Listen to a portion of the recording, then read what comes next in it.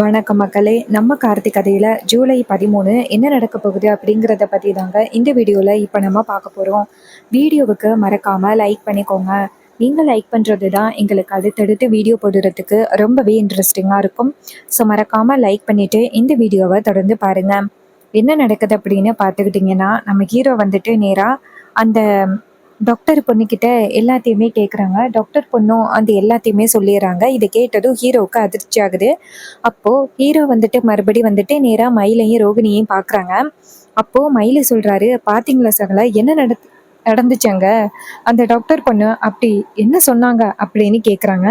அப்போ ஹீரோ சொல்கிறாரு, இது மாதிரி சந்திரா இருக்காங்கல்ல, அவங்க தான் அந்த மாதிரி பொய் சொல்ல வச்சுருக்காங்க. அதனால தான் டாக்டரும் பொய் சொல்லியிருக்காங்க. இதை கேட்டதும் மயிலு ஷாக் ஆகுறாரு. என்ன சகல, இவ்வளோ பெரிய விஷயம் நடந்திருக்கு. இது மட்டும் ரேவதிக்கு தெரிஞ்சிச்சுன்னா என்ன ஆகும் அப்படின்னு. அப்போ ஹீரோ சொல்கிறாரு, ரேவதி கிட்ட பேசாப்புல உண்மையை போய் சொல்லிடலாம் அப்படின்னு தோணுது. அப்போ மயிலு சொல்கிறாரு, ஆமாம் சகல, அதான் ரேவதி கிட்ட சொன்னால் எந்த பிரச்சனையும் இல்லை அப்படின்னு நமக்கு தெரிஞ்சு போச்சே. ஸோ இதுக்கப்புறம் ரேவதி கிட்ட சொல்கிறதுனால நமக்கு என்ன பிரச்சனை வரப்போகுது, நம்ம போய் ரேவதி கிட்ட சொல்லலாம் அப்படின்னு. அப்போது மயிலு சொல்கிறாரு, சகல, நீங்கள் போயிட்டு சொல்ல வேண்டாம் சகல, நாங்கள் போயிட்டு சொல்கிறோம். ஏன்னா நீங்கள் வந்தீங்க அப்படின்னா அத்தை கண்டிப்பாக உங்களை வீட்டுக்குள்ளே விட மாட்டாங்க. ஏன்னா ரேவதிக்கு வந்துட்டு கல்யாணம் ஆகிடுச்சு அப்படிங்கிற உண்மையை அந்த பொண்ணு சொல்லிட்டு போயிருக்கிறதுனால இதுக்கப்புறம் உங்களை வந்துட்டு வீட்டுக்குள்ளே விடுறதுக்கு ரொம்பவே கஷ்டம். அதனால நாங்கள் போயிட்டு உண்மையை சொல்கிறோம் ரேவதி கிட்ட. ரேவதி என்ன சொல்கிறா அப்படிங்கிறத பார்ப்போம். இதை கேட்டதும் ஹீரோவும், சரி நீங்கள் சொல்கிறது சரிதான், நீங்கள் போயிட்டு ரேவதியை ஃபஸ்ட்டு பார்த்து பேசுங்க, ரேவதி என்ன சொல்கிறா அப்படின்னு பார்க்கலாம். அவங்களும் சரி அப்படின்ட்டு நேராக வீட்டுக்கு வராங்க. வீட்டுக்கு வந்ததும் ரேவதி ரூமில் உட்காந்துருக்காங்க. அப்போது ஈஸ்வரி கிட்ட வந்துட்டு ரேவதி போய் கேட்குறாங்க, அம்மா இப்போ கொஞ்ச நேரத்துக்கு முன்னாடி டாக்டர் பொண்ணு ஒருத்தவங்க வந்துட்டு போனாங்கல்ல, அவங்க எனக்கு ஏற்கனவே கல்யாணம் ஆகிட்டதா சொல்லிட்டு போகிறாங்க. அது எப்படிம்மா எனக்கு கல்யாணம் ஆகிருச்சாமா, உண்மையை சொல்லுங்க, என்ன நடக்குது எனக்கு தெரியாமா அப்படின்னு கேட்குறாங்க. அதுக்கு ஈஸ்வரி சொல்கிறாங்க, இங்கே பாரு, அந்த பொண்ணு வந்து சொல்லிட்டு போனா அப்படின்னு நீ ஏன் அதெல்லாம் பெரிய விஷயமா எடுத்துக்கிட்டு இருக்க? இப்போ அந்த டாக்டர் என்ன சொன்னாங்க, அவங்க பொண்ணுக்கு இப்போ கொஞ்சம் பிரச்சனைன்னு சொன்னாங்களா இல்லையா? அதனால தான் அந்த பொண்ணு இந்த மாதிரி சொல்லிட்டு போயிருக்கு. ரேவதி கேட்குறாங்க, அது எப்படிம்மா தெரியும் அந்த பொண்ணுக்கு எனக்கு வந்துட்டு கல்யாணம் ஆகிட்டு அப்படின்னு. அப்போ ஈஸ்வரி சொல்கிறாங்க, இங்கே பாரு, உனக்கு வந்துட்டு கல்யாண பத்திரிக்கை கொண்டு போய் கொடுக்க போனேன்னு, அப்பதான் அந்த பொண்ணு எதுவும் கேட்டிருப்பாங்க போல நம்ம வீட்டில் நடந்ததை. ஸோ அதை வந்து பயன்படுத்தி அந்த பொண்ணு இப்படி வந்து சொல்லிட்டு போகிறாங்க. நீ அவெல்லாம் சொல்கிறதே பெரிய விஷயமா எடுத்துக்கவே வேண்டாம். அப்போ ரேவதி சொல்கிறாங்க, அம்மா எனக்கு என்னமோ நம்ப முடியலம்மா, அந்த பொண்ணு சொல்கிறது உண்மையாக இருக்குமோ அப்படின்னு தோணுது. ஈஸ்வரி சொல்கிறாங்க, ஏய் ஏண்டி நீ எப்படி நினைக்கிற? அப்படியெல்லாம் இருக்கிறதுக்கு வாய்ப்பே இல்லை. ஒருவேளை அப்படி இருந்திருந்தாலும் இப்போ உனக்கு விபத்து ஏற்பட்டு அப்படின்னாலும் உனக்கு புருஷன்னு ஒருத்தன் இருக்கான்னு, அவனுக்கும் ஏதாவது ஏற்பட்டிருக்கணும்ல, அவன் எங்க உன்னை கூட்டிட்டு போறதுக்குனாச்சும் வந்திருக்கணும்ல, அப்படியெல்லாம் ஒருத்தரும் வரவே இல்லையே. அப்படி இருக்கையில நீ சொல்றது எப்படி உண்மையா இருக்கும்? இங்க பாரு, அவங்கெல்லாம் சொல்றாங்க அப்படின்னு இதையெல்லாம் நீ பெரிய விஷயமா எடுத்துக்காத, சரியா? அப்ப ரேவதி சொல்றாங்க, சரிம்மா அப்படின்னு சொல்ல, ஈஸ்வரி சொல்றாங்க, இங்க பாரு, ஒருவேளை அப்படி ஏதாவது நடந்திருந்தாலும் நான் வந்துட்டு உன் புருஷன்கிட்ட இருந்து உன்னை வந்து பிரிப்பனா? அப்படியெல்லாம் எதுவும் பண்ண மாட்டேன். நீ போயிட்டு ஃப்ரீயா இரு, இதை பத்தியெல்லாம் நினைச்சு ஒரி பண்ணாத. ரேவதியும், சரிம்மா, அவங்க சொல்லிட்டு போனதுலேருந்து எனக்கு ஒரே குழப்பமா இருக்குமா, அதாம்மா கேட்டேன். ஈஸ்வரி சொல்றாங்க, இங்க பாரு, அப்படியெல்லாம் நான் எந்த விதத்துலையும் உங்ககிட்ட போய் சொல்லிட மாட்டேன். என் பொண்ணு வந்துட்டு சந்தோஷமா இருக்கணும் அப்படின்னு நான் நினைக்கிறேன். அப்படி இருக்கையில நான் எப்படி வந்துட்டு பொய் சொல்லுவேன்? அப்படியெல்லாம் நான் எதுவும் பொய் சொல்லலை. நீ சந்தோஷமா இரு அப்படின்னு சொன்னதும் ரேவதியும் சரிம்மா அப்படின்னு சொல்லிட்டு அந்த இடத்துல இருந்து கிளம்புறாங்க. ரேவதி நேராக அவங்க ரூமுக்கு வந்துட்டு ரெஸ்ட் எடுத்துக்கிட்டு இருக்காங்க. அப்பதான் வந்துட்டு நம்ம மயிலும் ரோகிணியும் நேராக ரூமுக்கு போகிறாங்க. அங்கே போயிட்டு நேராக ரேவதியை பார்க்குறாங்க. ரேவதி, ஏதாவது வேலையாக இருக்கியா அப்படின்னு. ரேவதி சொல்கிறாங்க, சொல்லுங்க மாமா, என்ன 2 பேரும் சேர்ந்து வந்திருக்கீங்க, என்கிட்ட ஏதாவது முக்கியமான விஷயம் சொல்லணுமா அப்படின்னு கேட்குறாங்க. அப்போ மயிலு சொல்கிறாரு, ஆமாம் ரேவதி, உங்ககிட்ட ரொம்ப முக்கியமான ஒரு விஷயம் சொல்கிறதுக்காக தான் ரேவதி நாங்கள் இங்கே வந்திருக்கோம். நாங்கள் கண்டிப்பாக சொல்கிறத நீ நம்புவியா என்ன அப்படின்னு எங்களுக்கு தெரியல, ஆனால் இந்த விஷயத்த கண்டிப்பாக உங்ககிட்ட சொல்லி தான் ஆகணும், அதுக்காக தான் நாங்கள் வந்திருக்கோம் அப்படின்னு. ரேவதி சொல்றாங்க, மாமா, எந்த விஷயமா இருந்தாலும் தயங்காம சொல்லுங்க, நீங்க ஏன் வந்துட்டு என்கிட்ட சொல்றதுக்கு தயங்கணும், சொல்லுங்க மாமா அப்படின்னு. உடனே அவங்க சொல்றாங்க, இது மாதிரி கொஞ்ச நேரத்துக்கு முன்னாடி ஒரு டாக்டர் பொண்ணு வந்து உன்கிட்ட சொன்னாங்கல்ல உனக்கு கல்யாணம் ஆகிருச்சு அப்படின்னு, அது எல்லாமே உண்மைதான், உனக்கு கல்யாணம் ஆகிருச்சு ரேவதி அப்படின்னு. இதை கேட்டதும் ரேவதி ஷாக் ஆகுறாங்க. என்னம்மாம்மா சொல்றீங்க? எனக்கு கல்யாணம் ஆகிருச்சா? நீங்க சொல்றதை என்னால கொஞ்சம் கூட நம்பவே முடியல. இங்க பாருங்க மாமா, நான் கேக்குறேன். எனக்கு கல்யாணம் ஆகிருந்துச்சுன்னு வச்சுக்கிடுங்களேன், எனக்கே இப்ப பழைய ஞாபகங்கள் இல்லை அப்படின்னே வச்சுக்கிடுங்க. அப்படி இருந்திருந்தா என் புருஷன் என்னை தேடி வந்திருக்கணும்ல. ஏன் இத்தனை நாளே என்னை தேடி வராம இருக்காரு? அப்ப ரோகிணி சொல்றாங்க, ரேவதி, அதுக்கான காரணம் என்னன்னு நான் உங்கள்கிட்ட சொன்னா கண்டிப்பா நீ ரொம்பவே அதிர்ச்சி ஆகிருவ. ரேவதி சொல்றாங்க, என்னக்கா சொல்ற? அதுக்கான காரணம் என்ன அப்படின்னு. ரோகிணி சொல்றாங்க, இங்க பாருடி, நீ கல்யாணம் பண்ணது வேற யாரையுமே இல்லை. நீ கல்யாணம் பண்ணது, நீ இப்ப கூட ரொம்ப காதலோட இருக்கிறீல கார்த்தி மாமா, அவரை தான் நீ கல்யாணம் பண்ணியே. இதை கேட்டதும் ரேவதி ஷாக் ஆகுறாங்க. என்னக்கா சொல்றீங்க? அதுக்கு அவங்க சொல்றாங்க, ஆமாண்டி, அவரை தான் நீ கல்யாணம் பண்ண. இங்க பாரு, உனக்கு பழைய ஞாபகங்களை ஞாபகப்படுத்துறதுனால உனக்கு ஆபத்து வரும் அப்படின்னு டாக்டர் சொல்லியிருந்தாங்க. அதனாலதான் இத்தனை நாளும் உங்ககிட்ட நாங்க உண்மையை சொல்லாம இருந்திருந்தோம். அதுவும் யாரால தெரியுமா? சித்தி தான் அப்படி பொய் சொல்லியிருக்காங்க டாக்டரை. அதனாலதான் அப்படி நடந்துருச்சு. அதோட உன் புருஷன் கார்த்தியும் வந்துட்டு உங்ககிட்ட உண்மையை சொல்றதுனால உனக்கு ஏதாவது பிரச்சனை வருமோ அப்படின்னு நினைச்சு ரொம்பவே பயந்தாரு. அதனாலதான் உங்ககிட்ட உண்மையை சொல்லாம உனக்கா உண்மை தெரியட்டும், நீ தானாவே கியூர் ஆகி வருவ அப்படின்னு காத்துக்கிட்டு இருந்தாரு. ஆனா அந்த கேப்பை பயன்படுத்தி தான் அம்மா உனக்கு வேற கல்யாணம் பண்றதுக்கு முயற்சி பண்ணாங்க. உனக்கே தெரியும் எந்த அளவுக்கு பாட்டி குடும்பத்தை அம்மாவுக்கு பிடிக்காது அப்படின்னு. அப்படி இருக்கையில அந்த குடும்பத்துல உள்ள ஒருத்தனை எப்படி வந்துட்டு அம்மா மாப்பிள்ளையா ஏத்துப்பாங்க? அது மட்டும் இல்லாம உங்களுக்கு 2 பேருக்குமே நடந்த கல்யாணம் எதிர்பாராத விதமா நடந்தது. அப்போ அம்மாவுக்கு வந்துட்டு அவர்தான் பாட்டியோட பேரன் அப்படிங்கிறது தெரியாது. அம்மா விருப்பப்பட்டு தான் உங்க 2 பேருக்கும் கல்யாணம் பண்ணி வச்சாங்க. அதுக்கப்புறம் அவர் யாரு அப்படிங்கிற விஷயம் தெரிஞ்சதோட உங்க 2 பேரையும் பிரிக்கணும் அப்படிங்கிறதுக்காக சூழ்ச்சி பண்ணி விவாகரத்து வரைக்கும் போனாங்க. கோவிலுக்கு முன்னாடி காசு வெட்டி போட்டாங்க. உங்க 2 பேரையும் பிரிக்கணும்னு இவ்வளவு முயற்சி பண்ண அம்மா உனக்கு ஒரு விபத்துல பழைய ஞாபகங்கள் இல்லை அப்படின்னு தெரிஞ்சதோட அவங்க அந்த சூழ்நிலைய அவங்களுக்கு சாதகமா பயன்படுத்திக்கிட்டாங்க.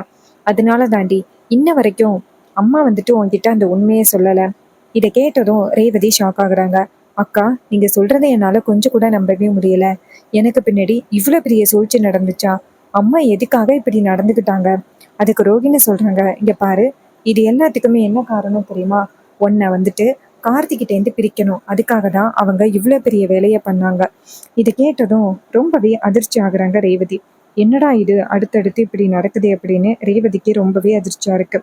அப்ப ரேவதி சொல்றாங்க, ஏன்க்கா, மாமா வந்து என்னை கூட்டிட்டு போனானே, ஏன் மாமா வந்து என்னை கூட்டிட்டு போகாம இருக்காங்க அப்படின்னு. அப்போ ரோகிணி சொல்றாங்க, இங்க பாரு, உன் மாமா இங்க வரக்கூடாது அப்படின்னு அம்மா என்ன பண்ணாங்க தெரியுமா? வீட்டுக்குள்ள இருந்த ஒட்டி படிக்க எல்லாத்தையுமே வீட்டை விட்டு தூக்கி எறிஞ்சு நீ வீட்டுக்குள்ளேயே வரக்கூடாது அப்படின்னு சொல்லி உன் மாமனை வந்து ரொம்ப அவமானப்படுத்திட்டாங்க. அதனாலதான் அவர் இங்க வராம இருக்காரு. இல்லைன்னா எப்போவோ வந்து உன்னை கூட்டிட்டு போயிருப்பாரு தெரியுமா அப்படின்னு.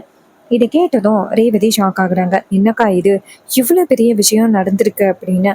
அப்போ நம்ம மயில சொல்றாரு, இங்க பாரு ரேவதி, இதுக்கப்புறம் வந்துட்டு நீ உன் புருஷன் கூட, அதாவது உன் மாமா கார்த்தி கூட சேர்ந்து சந்தோஷமா வாழணும் அப்படின்னா அது இப்போ உன் கையில தான் இருக்கு.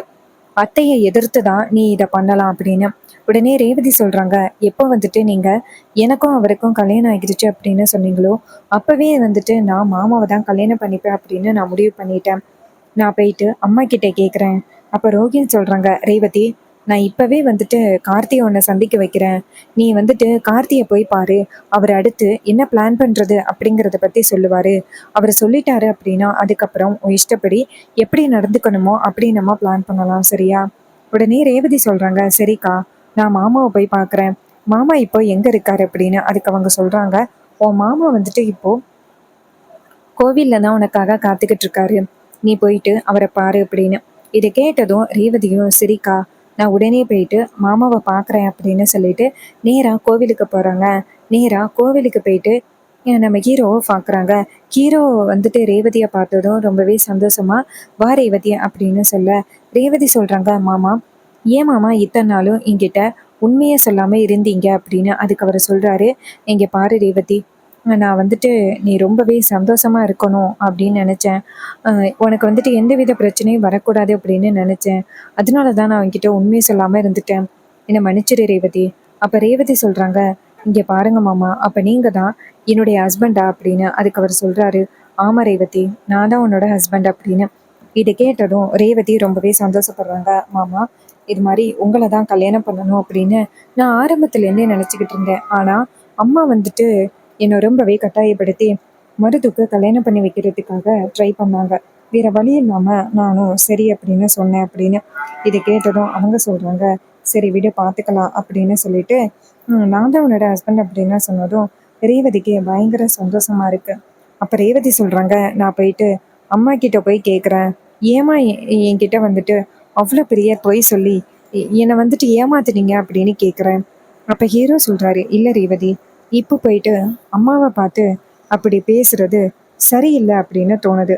அதனால நீ கொஞ்சம் பொறுமையா இரு ரேவதி அப்படின்னு ஹீரோ சொல்றாரு. இது மாதிரி நம்ம வந்து அமைதியா இருக்க விடாது, நம்ம வந்து தனியா ஒரு பிளான் பண்ணணும். அப்பதான் வந்துட்டு சீக்கிரம் நம்ம 2 பேரோட கல்யாணத்தை வந்து அத்தை ஏத்துப்பாங்க. அதுக்காக நம்ம ஏதாவது பிளான் பண்ணியே ஆகணும் அப்படின்னு ஹீரோ சொல்றாரு.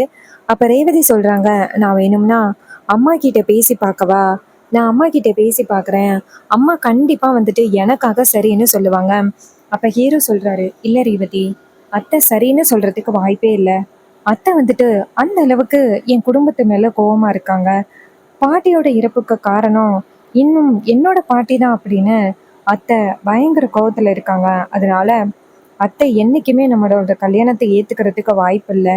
ஃபர்ஸ்ட் நான் அத்தை கிட்ட வந்துட்டு நிரூபிக்கணும், இது மாதிரி பாட்டி மேலேயும் தாத்தா மேலேயும் எந்தவித தப்புமே இல்லை அப்படின்னு அவங்க கிட்ட நிரூபிக்கணும். அப்படி நிரூபிச்சா மட்டும்தான் நம்ம குடும்பம் வந்துட்டு நிம்மதியா இருக்கும், எந்த பிரச்சனையும் இல்லாம அத்தையும் வந்துட்டு இந்த கல்யாணத்தை ஏற்றுப்பாங்க. இதை கேட்டதும் நம்ம ரேவதி சொல்றாங்க, ஆமாம் மாமா, நீங்க சொல்றதும் சரிதான். அப்ப ஹீரோ சொல்றாரு, இங்க பாரு ரேவதி, இப்போதைக்கு உனக்கு இந்த உண்மை தெரியும் அப்படிங்கிற விஷயத்த பத்தி நீ வீட்டுல யாருக்கிட்டையும் சொல்ல வேணாம், சரியா? அப்ப ரேவதி சொல்றாங்க, சரி மாமா, நான் வீட்டுல யாருக்கிட்டையும் சொல்ல மாட்டேன் மாமா அப்படின்னு சொல்லிட்டு ரேவதி அந்த இடத்துல இருந்து வீட்டுக்கு போறேன் அப்படின்னு கிளம்புறாங்க. வீட்டுக்கு வந்ததும் அங்க வந்துட்டு நம்ம மயிலு கேட்குறாரு, ரேவதி என்னாச்சு, மாப்பிள்ளைய பாத்தியா அப்படின்னு. அப்ப ரேவதி சொல்றாங்க, ஆமாம் மாமா, நான் மாமாவை பார்த்துட்டு வந்தேன். அவரு என்கிட்ட விஷயத்த சொன்னாரு, கொஞ்சம் பொறுமையா இருக்க சொன்னாரு, சீக்கிரம் வந்துட்டு உண்மையை நிரூபிச்சிடலாம், இது மாதிரி பாட்டி தாத்தா எந்தவித தப்பும் பண்ணலை அப்படிங்கிறத நிரூபிச்சிடலான்னு சொன்னாரு. அது மட்டும் இல்லாம சீக்கிரம் வந்துட்டு என்னை கல்யாணம் பண்ணிக்கிறதாவும் சொன்னாரு. அம்மா கண்டிப்பா அம்மாவோட சம்மதத்தோட நம்ம கல்யாணம் நடக்கும் அப்படின்னு சொன்னாரு. இதை கேட்டதும் மயிலு சொல்றாரு, சரி ரேவதி, உனக்கு எப்படியாவது உண்மை தெரியணும் அப்படின்னு நாங்க எல்லாருமே எதிர்பார்த்தோம். அதே மாதிரி உனக்கு உண்மை தெரிஞ்சது எங்க எல்லாருக்குமே ரொம்பவே சந்தோஷமா இருக்கு. நம்ம கடைசி வரைக்கும் ரொம்ப ஹாப்பியா இருக்கணும் அப்படின்னு சொல்ல, அதுக்கு ரேவதி சொல்றாங்க, ஆமாம் அம்மா, அது மட்டும் இல்லாம இந்த வீட்டுல இருக்கிற சந்திரா சித்தி பல சூழ்ச்சிகளை பண்ணி நம்ம குடும்பத்துக்கு நிறைய பிரச்சனைகளை கொடுத்துக்கிட்டு இருக்காங்க. ஃபர்ஸ்ட் சந்திரா சித்திக்கு ஒரு முடிவு கட்டணும். சந்திரா சித்திக்கு வந்து அவங்க புருஷன் சிவனாண்டி கூட சேர்ந்து வாழணும் அப்படின்னு ஆசையா இருந்தா அவங்க இந்த இடத்த விட்டு போய்கிட்டே இருக்க வேண்டியது தானே. அதை விட்டுட்டு எதுக்கு நம்ம குடும்பத்துக்கு அடுத்தடுத்து ஏதாவது ஒரு வகையில தொந்தரவு கொடுத்துக்கிட்டே இருக்காங்க அப்படின்னு கேட்க, அதுக்கு நம்ம மயில சொல்றாரு, ஆமா ரேவதி, நானும் அதே தான் நினைச்சேன். அவங்களுக்கு அவங்க புருஷன் கூட சேர்ந்து வாழணும் அப்படின்னு நினைச்சா போய்கிட்டே இருக்க வேண்டியது தானே. அதை விட்டுட்டு நமக்கு அடுத்தடுத்து பிரச்சனை கொடுத்துக்கிட்டே இருக்காங்களே அப்படின்னு சொல்லிட்டு பேசுறாங்க. அப்புறம் ஈஸ்வரி அந்த இடத்துக்கு வந்துட்டு என்ன பேசிக்கிட்டு இருக்கீங்க அப்படின்னு கேட்க, சந்திரா சொல்றாங்க, ரேவதி சொல்றாங்க, ஒன்றும் இல்லைம்மா, சும்மா தான் பேசிக்கிட்டு இருந்தோம், ஏன் இந்த வீட்டில் பேசுறதுக்கு கூட அனுமதி இல்லையா அப்படின்னு. அப்போ ஈஸ்வரி சொல்றாங்க, இல்லை இல்லை, சும்மா தான் கேட்டேன், சரி போயிட்டு ரெஸ்ட் எடு. அந்த டாக்டர் பொண்ணு சொன்னாலே அப்படிங்கிறதுக்காக நீ கண்டதையும் நினைச்சு வருத்தப்பட்டுக்கிட்டு இருக்க வேண்டிய அவசியம் இல்லை, சரியா? ரேவதி சொல்றாங்க, சரிம்மா சரிம்மா அப்படின்னு சொல்லிட்டு நேரா அவங்களோட ரூமுக்கு போறாங்க. அப்போ ஈஸ்வரி நேரா மயிலை பார்த்து, இங்க பாருங்க மாப்பிள்ள, ஏதாவது ஒரு வகையில ரேவதி கிட்ட உண்மையை சொல்லி அவங்க 2 பேரையும் ஒன்று சேர்க்கணும் அப்படின்னு நினைச்சு நீங்க எனக்கு தெரியாம ஏதாவது பிளான் பண்ணீங்க அப்படின்னு வச்சுக்கிடுங்களேன், இந்த வீட்டில் நீங்க பெரிய மாப்பிள்ளை அப்படின்னு கூட நான் பார்க்க மாட்டேன். உங்களை இந்த வீட்டை விட்டு அனுப்புற மாதிரி இருக்கும், ஞாபகம் வச்சுக்கோங்க. என் பொண்ணு கண்டிப்பா உங்களோட வரமாட்டா அப்படின்னு. இதை கேட்டதும் மயிலு சொல்றாரு, சரிங்க நான் சொல்லலை அப்படின்னு சொல்லிட்டு மயிலு அந்த இடத்துல இருந்து போறாரு. அண்ட் இந்த கதை உங்களுக்கு பிடிச்சிருக்கா? இந்த கதை பிடிச்சிருந்துச்சுன்னா இந்த வீடியோவுக்கு மறக்காம லைக் பண்ணிக்கோங்க. நீங்க லைக் பண்றது தான் எங்களுக்கு அடுத்தடுத்து வீடியோ போடுறதுக்கு ரொம்பவே இன்ட்ரெஸ்டிங்கா இருக்கும். ஸோ மறக்காம லைக் பண்ணிட்டு இந்த வீடியோவை தொடர்ந்து பாருங்க. தேங்க்யூ ஃபார் வாட்சிங். See you on next video.